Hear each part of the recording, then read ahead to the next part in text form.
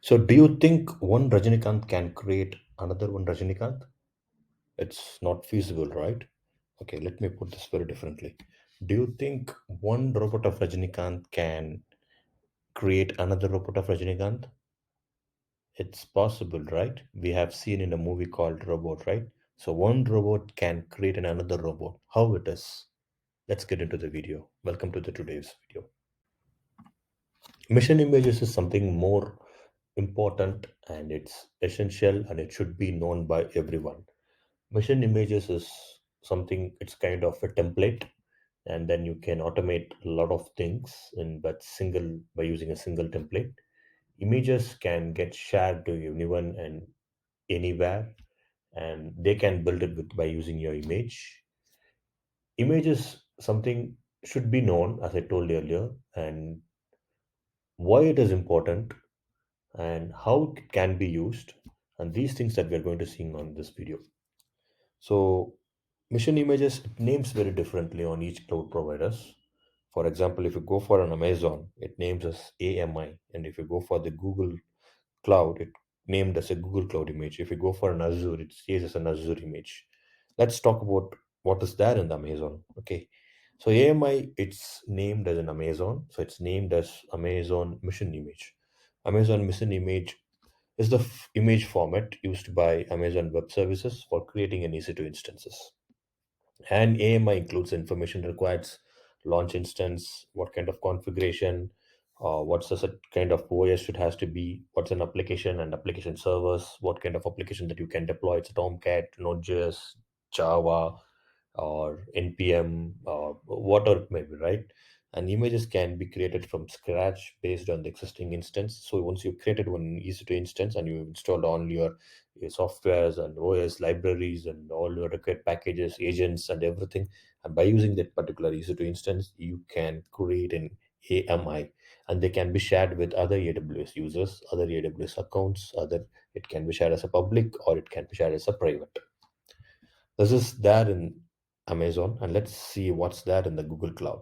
So, Google Cloud Images is the image format used by the Google Cloud platform for creating a VM instance. This is pretty similar, like in AWS, right? Yes, it's similar. It's similar with Azure as well. So, there is no much difference between these three cloud providers. Google Cloud Images includes a boot disk, any additional data disk uh, as well as any customization or configuration required for the instances. Images can be created from scratch based on the existing instance or from the snapshot of the existing disk. This is super cool.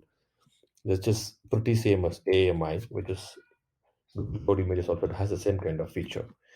Azure Images also does the same. It's nothing different. I will just read out. Azure Images is the image format used by the Microsoft Azure for creating a VM, and Azure Image includes an operating system, application server, application, as well as custom configuration. Images can be created from the scratch based on the existing VM or VHDs virtual hard disk. Cool. So what exactly I'm trying to put out here is like the the intent of this particular concept is same across a lot of cloud providers. It's no new difference whether you go for AWS, whether you go for cloud, Google Cloud, whether you go for Azure. Images is the common. Whatever you create a VM or instance or something, you can extract a snapshot or you create an image, a ditto of that particular of that EC2 instance, you can create it actually. While there is a unique features, tools are there. It's important to consider what is the workload and capability of each uh, the AMI that you're going to create it before. You have to consider it. Okay, so there is something called very tricky questions. Some people have asked a lot of time whether is it possible to use the Google Cloud images into AWS. This is weird, right? You cannot do. There is no such options. There is no such the possibilities to do it. You can create images in AMI by using an Amazon Web Service or in Amazon Web Service, and you can use it within only AWS only. You cannot take out and you cannot use it in Google Cloud. But this is something super cool feature if they implement it. Basically, the OS is common across the industry, they can, the software is, if you customize more, they can take it out and they can use it in different cloud providers and they can run it. But this is something, what I can say is like it's a barrier as of now. So today, like one user was creating and running an EC2 instance in AWS, if they don't feel comfortable on running on AWS, if they want to move on cloud, Google Cloud or Azure or something called the Huawei cloud or whatever it may be, right? Or whatever the cloud providers are there in the market, they want to use it in any internal private cloud, they can run it anywhere, right? But if that particular feature is available in the any one of the cloud provider, it would be super cool to use it. If they're talking about the multi-cloud, and I think this feature has to be there. I will read out, while Google Cloud Images and Amazon Mission Images are similar in concept and functionality, they are designed and specifically for their respective cloud platform, not interchangeable. Okay. And Google Cloud Images are designed to be used for Google Cloud platform, and they are optimized for the Google Cloud infrastructure, network, service, and everything. Similar AMI is designed to use in AWS or optimized for a EC2 platform, which has been one set of features and capability. Yeah, it's true, right? It's true. They create a AMI and it's depend upon. But when they talk about something called multi-cloud, or they want to use the images on the different cloud, and I think at the point of time, this feature has to be there. It should not be a barrier. Okay, for example, Google Cloud offer a tool migrating our clouds to Google Cloud platforms such as Cloud Endure migration, Velostrata, similar in AWS services like AWS Database Migration Service, AWS Server Migration, or migrate the workload to the AWS cloud. So what exactly it says is like if you're running on your service in VM, on your own VM, on-premises VM, you can onboard it into AWS by using a migration hub, something called AWS Migration Hub, AWS Server Migration, and a lot of features and services are available in AWS itself. You can give your workload template, and you can, depending upon that one, you can re-architect and you can onboard it in cloud providers. Any one of the cloud provider. Most basically, the tools are available across all the cloud providers. You can choose which is the one adapt proper one and adapted one. If you need to use a specific operating system or application that is only available in the Google Cloud Image, you need to create a new AMI with the required components and consider migrating your workload to the Google Cloud platform. Awesome. So, what's the correlation that we need to talk about? Here, we have seen in the movie the climax. One Rajnikanth is trying to create another Rajnikanth. Basically, one robot was trying to create another robot. Here, the correlation is very simple. It's very simple. Why I'm saying is like it creates another replica, right? Basically, it has the own image and it just put it into the hardware of that robot and it will run it. It's simple. This is what I would like to correlate. Here, it's the example.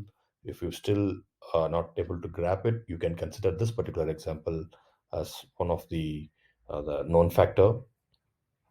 Okay, and this is something like I would like to talk about it: reboot or no reboot option in AWS. So in AWS, I didn't talk about anything on cloud, Google Cloud, or Azure. So this feature is available in AWS because I was consistently working on AWS more, and I found it. So when you creating an image, there are two options. Okay, one is called reboot, another one is called without reboot. So whenever you take a AMI from a running EC2 instance, it stops the EC2 instance and then like it will take a AMI backup and then it will start. Okay, so this is the process. So why this process is important, why without reboot is important, let me will talk about it. So what exactly without reboot does is something totally different. So it won't stop the EC2 instance, it will take a AMI when the EC2 instance is running it. Okay, let's talk about once we stop in EC2 instance and take a backup, we take an EMI. So any writing, anyone has something writing on the disk which is pending in the queue. So and that issue you can't see, okay, and in memory buffers which is going in and coming out, that issues you can't see. So it's basically it's completely it stops and takes an image. So data consistency, it will be more very high and reliable. So it won't see you won't see any issues in future whenever you run that EMI in another region or another service, another availability zones. So I feel like this is something a recommended way.